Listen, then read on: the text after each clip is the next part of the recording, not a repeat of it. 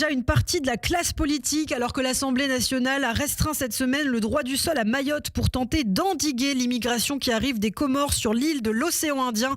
Le ministre de la Justice, Gérald Darmanin, a appelé à un grand débat, notamment sur l'identité nationale. Pour en parler, nous sommes avec Patrick Kanner, ancien ministre, président du groupe socialiste, écologiste et républicain au Sénat. Bonjour Patrick. Bonjour Eliana. Merci beaucoup d'être avec nous ce matin sur Radio J. Alors effectivement, on en parle de ce gouvernement qui veut lancer une réflexion sur l'identité française et le droit du sol. Nicolas Sarkozy l'avait déjà fait, il me semble, il y a quelques années. Qu'en pensez-vous ? Elle avait même créé un ministère de l'identité nationale. En tout cas, moi j'ai vu ce spectacle qui a été donné sur le droit du sol à Mayotte. C'était la semaine dernière dans le cadre d'une niche, un espace réservé LR. Et c'est vrai que le couple Retailleau-Darmanin, Darmanin-Retailleau, les deux ministres proposent désormais de remettre en cause potentiellement le droit du sol sur l'ensemble du territoire national. Alors, moi, à titre personnel, je suis pour le débat, il n'y a aucun problème, je n'ai aucun tabou, mais je voudrais pas qu'on questionne le débat sur l'identité nationale par le mauvais bout. Et je voudrais rappeler que le droit du sol est un pilier qui date de 1515 dans notre pays, qui a été repris dans nos textes fondamentaux depuis plus de 200 ans. Et le remettre en cause comme ça par une pichenette, c'est pas pour moi digne d'un vrai débat politique. Et s'il y a besoin de prouver que le droit du sol contribue à la grandeur de notre pays et à son unité, eh bien, je vous rappellerai, et j'ai fait une petite liste, que s'il y avait plus de droit du sol en France, eh bien,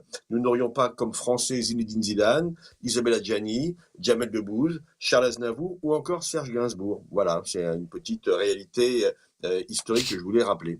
Alors, est-ce que vous pensez pas, parce que vous dites que vous êtes ouvert au débat, Patrick, est-ce que vous ne pensez pas qu'il faille changer les règles de l'acquisition de la nationalité, comme ils l'ont fait d'ailleurs en Allemagne dernièrement ? Alors, je crois qu'il y a beaucoup de fantasmes sur l'automaticité du droit du sol et je voudrais rappeler quelques faits. D'abord, l'acquisition de la nationalité française par le droit du sol n'est jamais, je dis bien jamais, automatique. Il faut la demander et elle est soumise à une condition de résidence en France. C'est-à-dire qu'à la date de 18 ans, il faut avoir résidé en France de manière continue ou discontinue au moins 5 ans depuis l'âge de 11 ans. Donc, attention aux idées reçues. Il n'y a d'ailleurs aucun appel d'air ou submersion, pour reprendre un terme à la mode, puisque j'ai là aussi repris les chiffres. En moyenne, depuis 25 ans, il y a 31 000 personnes qui demandent la nationalité française par le biais du droit du sol. Donc, vous voyez, c'est quand même des chiffres tout à fait mineurs par rapport à la réalité démographique. Donc, arrêtons de vouloir courir, comme ça avait été le cas avec M. Pasqua en 93 après l'extrême droite. Vous savez, les gens jouent toujours l'original plutôt que la copie. Je pense que M. Darmanin et M. Retailleau devraient s'en souvenir. En tout cas, moi, je n'ai encore une fois, aucun tabou sur le débat, à condition que ça aboutisse au maintien de l'unité de la France, non pas une confrontation entre les Français.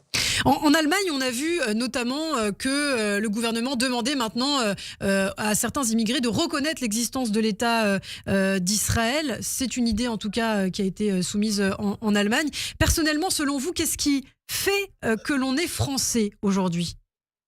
Alors, en tout cas, moi, je suis certain qu'il n'y a pas d'un côté les Français légitimes, ceux qui seraient nés d'un parent ou de deux parents français, même d'ailleurs parfois nés à l'étranger, il ne faut pas jamais l'oublier pour les expatriés, et de l'autre, les Français qui seraient illégitimes parce que leurs parents seraient étrangers et qu'ils seraient assimilés à des citoyens de seconde zone. Ça, c'est pas possible. Moi, je vais prendre mon cas personnel.